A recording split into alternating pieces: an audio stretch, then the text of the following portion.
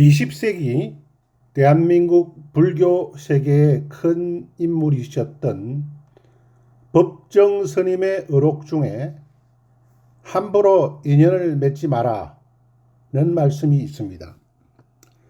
진정한 인연과 스쳐가는 인연은 구분을 해서 인연을 맺어야 한다는 것입니다. 함부로 헤프게 여러 사람들과 인연을 맺기 시작하면 삶의 고통으로 돌아올 수 있다는 것입니다. 법정 스님이 말하는 진정한 친구란 서로 영혼의 메아리를 주고받을 수 있는 사이여야 한다는 것입니다.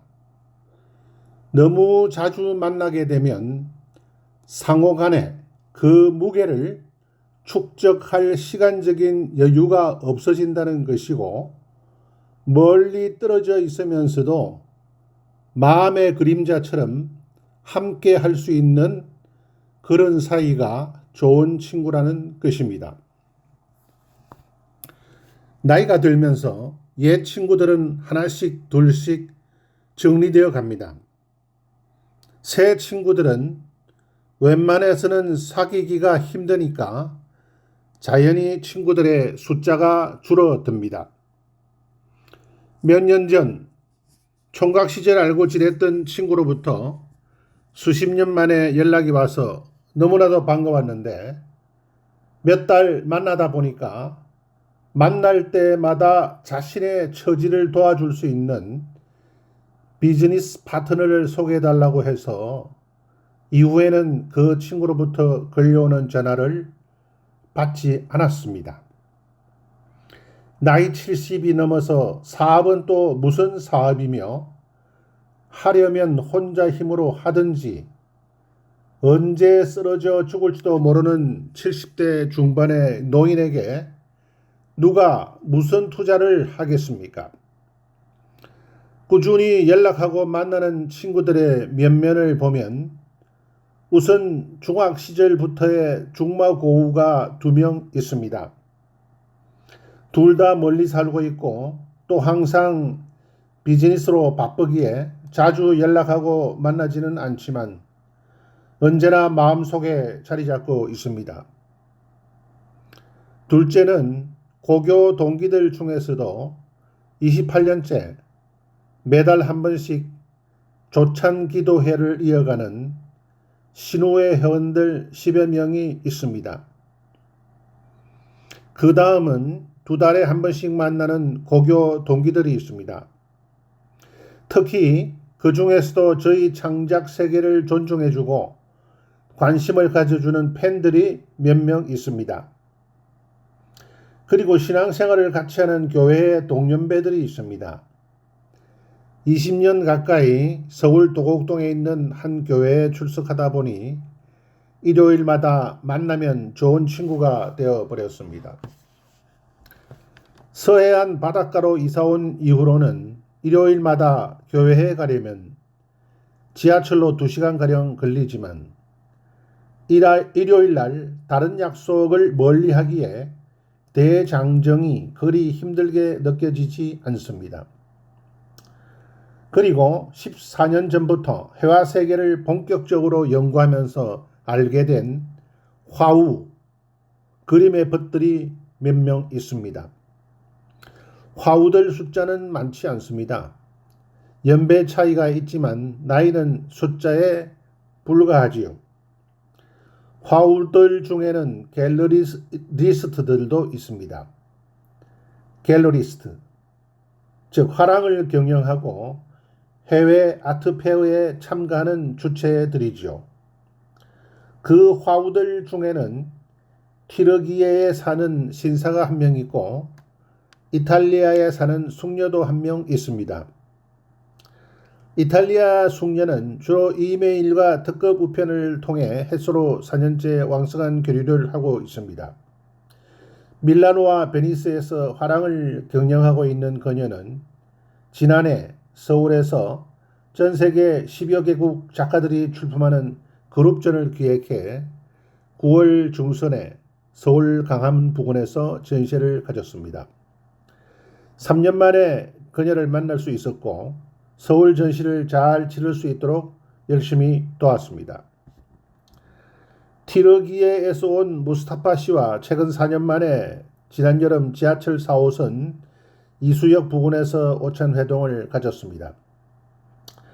2018년에 튀르기예 이스탄불 아트페어에 참여했을 때 갤러리 대표가 이끄는 일행들과 함께 튀르기예 남부 지중해 연안 아다나에 있는 그분 댁에서 2박 3일간 지내면서 튀르기예의 이곳저곳을 관광하는 등 극진한 대접을 받았기에 근사하게 점심을 한 끼 대접하고 싶었는데 소박한 것을 좋아하시는 분이라 갤러리 대표 부부와 넷이서 돼지갈비를 몇 점 곁들인 막국수를 한 그릇씩 먹고 냉커피 한 잔씩 마시고 실컷 웃고 떠들다가 헤어졌습니다. 오래간만에 행복한 시간을 보냈습니다. 한국과 한국 사람들을 너무 좋아해서 며느리도 한국 처녀를 구한다고 했습니다. 경영학에서는 기업의 본질인 이윤 추구와 사회적 책임의 수행을 위해 기업가가 마땅히 갖추어야 할 자세나 정신을 기업가 정신이라고 합니다. 기업가 정신을 한마디로 정의하기는 어렵습니다.